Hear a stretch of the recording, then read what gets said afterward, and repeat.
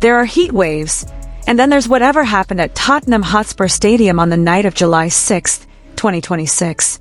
London was already sweating through one of its hottest days of the summer, with temperatures climbing to 30 degrees Celsius under a relentless, cloudless sky. But if you ask the 62,000 people who packed into that stadium last night, they'll tell you the real heat didn't come from the sun. It came from the stage, and at the center of that stage, more times than anyone could count, was Jimin. Before we get into what happened inside that stadium, let's talk about how we even got here, because the road to this night was not simple, and it makes everything that happened even more meaningful.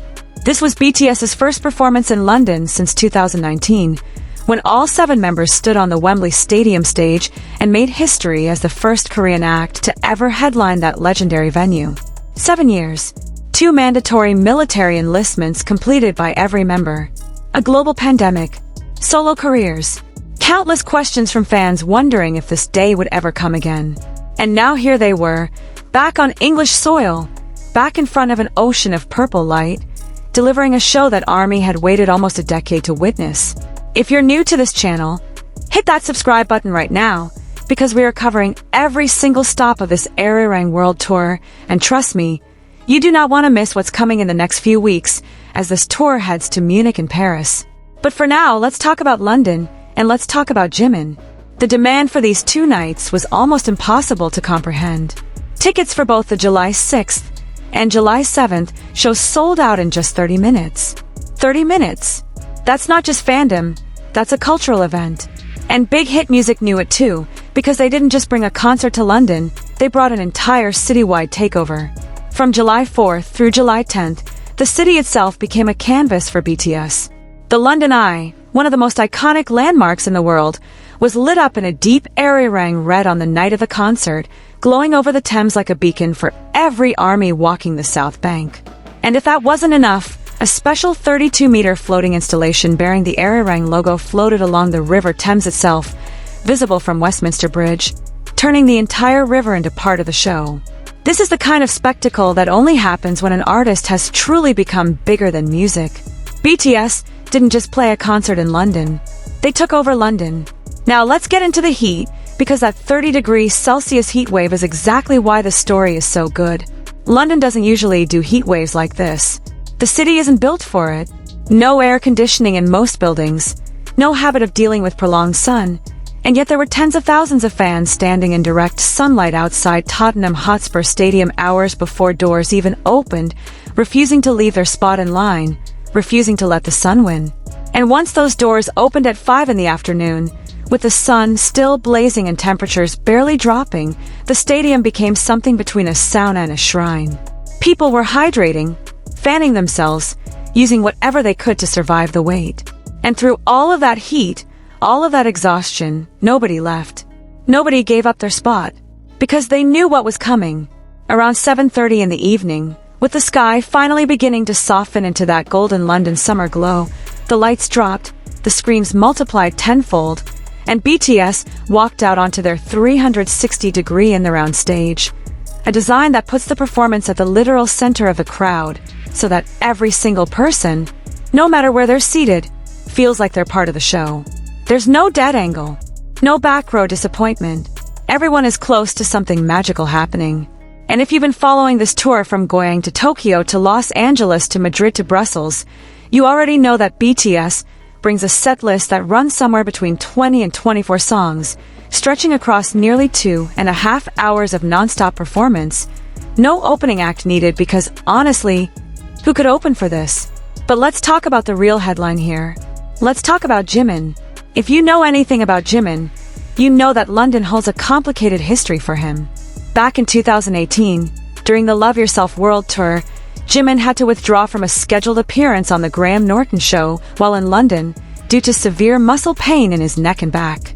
It was a moment that worried fans deeply at the time, a reminder that behind the god-tier choreography and the impossibly smooth vocals is a human being who pushes his body to its absolute limit every single night. So when Jimin walked back onto a London stage last night, in the middle of a brutal heat wave at Tottenham Hotspur Stadium, 7 years after Wembley, there was an extra layer of emotional weight to it. This wasn't just a comeback, This was Jimin proving, once again, that he shows up, that he gives everything, no matter what his body has been through, no matter what the weather throws at him. And fans noticed immediately. Clips and fan cams from the soundcheck earlier that day were already circulating online before the main show had even started, with fans sharing videos from Jimin's soundcheck performance, including moments tagged as his FYA solo segment, as well as a clip that appeared to show Jimin and Taeyong sharing a moment together during rehearsals for Idol.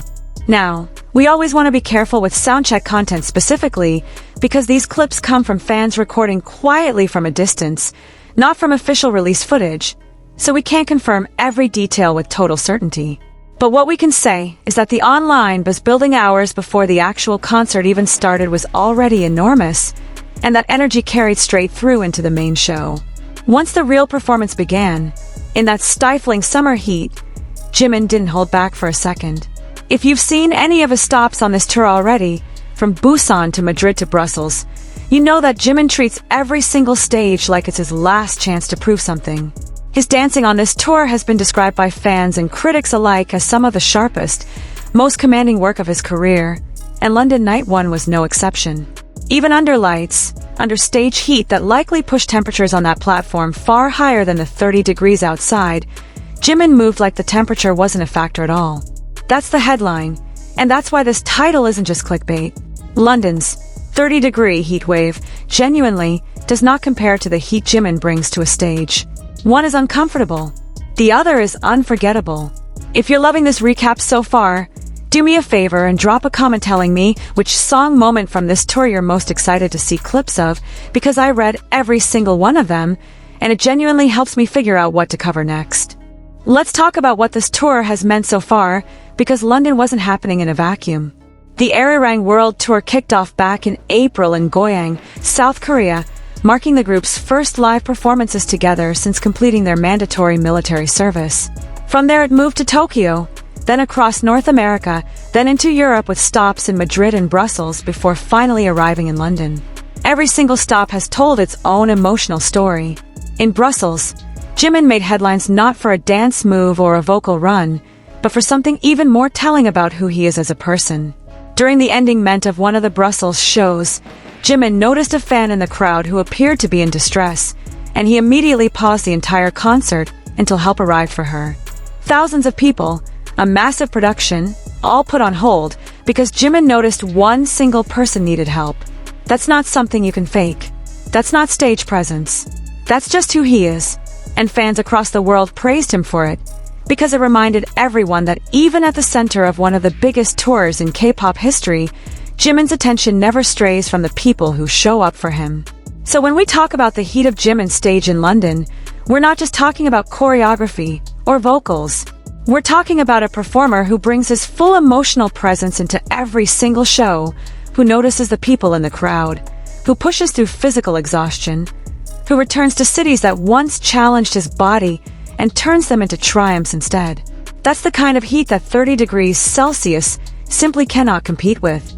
Now let's talk about the broader spectacle of the night, because London Night 1 wasn't just about the concert itself, it was about an entire city transforming around these 7 men. The BTS, the City Arirang London program, turned nearly every corner of the city into something BTS related. The Korean Cultural Center UK hosted an exhibition featuring the actual stage outfits worn during the historic 2019 Wembley performance, letting fans stand face-to-face with a piece of BTS history before walking into a brand new one just days later. Nike unveiled a special BTS collaboration collection with pop-up experiences across London, blending streetwear culture with K-pop fandom in a way that's honestly been building for years now. And starting July 8th, the Army Mudong experience opens at Outernet, offering fans interactive booths, personalized keepsakes, and exclusive merchandise that won't be available anywhere else.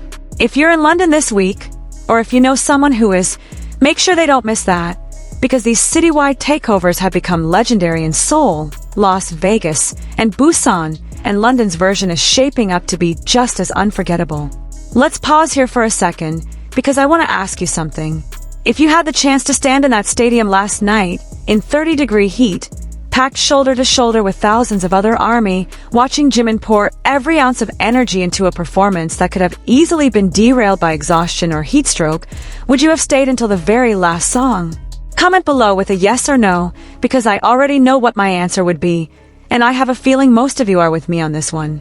Something else worth mentioning is just how symbolic this London return really is in the context of BTS's entire career arc. Wembley Stadium in 2019 wasn't just a concert. It was a historic marker, the moment the world truly understood that a Korean group could headline one of the most prestigious stadiums in music history. Coming back to London in 2026, after military service, after years of individual growth, after Jimin's own solo career reaching new heights with albums like Muse and record-breaking singles like Who, this wasn't just a nostalgic reunion tour stop. This was proof that the story that began at Wembley never actually ended, it just paused, and it's back now bigger, hotter, and more determined than ever. And speaking of Jimin's solo journey, it's worth remembering just how much he's accomplished even during the years he wasn't able to perform with BTS. While completing his military service, Jimin still managed to release his second solo album, still topped charts, still donated to causes close to his heart, still found ways to stay connected with ARMY even from a distance. So when we watch him now, dancing through a heatwave in London, giving everything to a stadium full of fans who waited years for this moment, it's impossible not to see the bigger picture.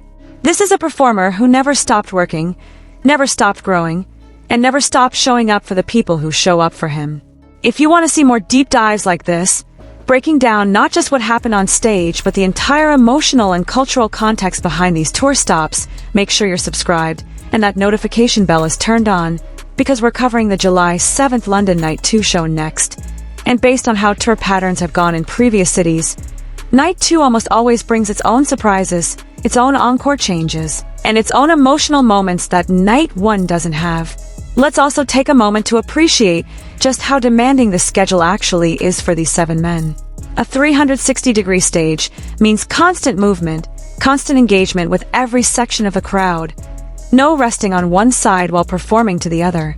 A setlist stretching over 20 songs across 2.5 hours means there's no room for holding back energy for later. Every single song has to hit at full intensity. And doing all of this in 30-degree heat, under stage lighting that only adds to the temperature, is a physical demand that most performers in the world simply don't face. Yet Jimin, along with the rest of BTS, delivered a show that fans are already calling one of the standout nights of the entire European leg. I want to bring this back to something personal for a second, because I think it matters. Whether you've been an ARMY since 2013, or you just discovered BTS last year, moments like this London Night 1 show remind us why this fandom exists in the first place. It's not just about the music, though the music is incredible. It's about watching someone give absolutely everything they have, over and over again, city after city, heatwave after heatwave, and never once looking like they regret it. Jimin performing through this kind of heat isn't just a fun headline. It's a small window into the kind of dedication that built this entire era of BTS's career. So here's what I want you to do before you leave this video. First, drop a comment telling me if you were lucky enough to be in that stadium last night, or if you're watching from home like the rest of us, dying to see full performance clips. Second, hit that like button if this recap gave you even a little bit of that concert energy, because it genuinely helps this video reach more ARMY who need to see it. And third, subscribe if you haven't already, because we've got London Night 2, Munich, and Paris all coming up in this Arirang World Tour coverage, and you do not want to miss a single moment of it. London's heatwave will pass. The 30-degree temperatures will cool down eventually. The city will go back to its usual gray skies and mild summer weather. But what happened on that stage last night, the way Jimin moved, the way he commanded that 360-degree platform, the way 7 years of waiting finally paid off for tens of thousands of fans standing in that stadium, that's not something that cools down. That's the kind of heat that stays with people long after the lights go out and the crowd goes home. Thank you so much for watching this recap. Make sure to check the description below for links to more coverage of the Arirang World Tour, and I'll see you in the next video, where we break down exactly what happened on London Night 2.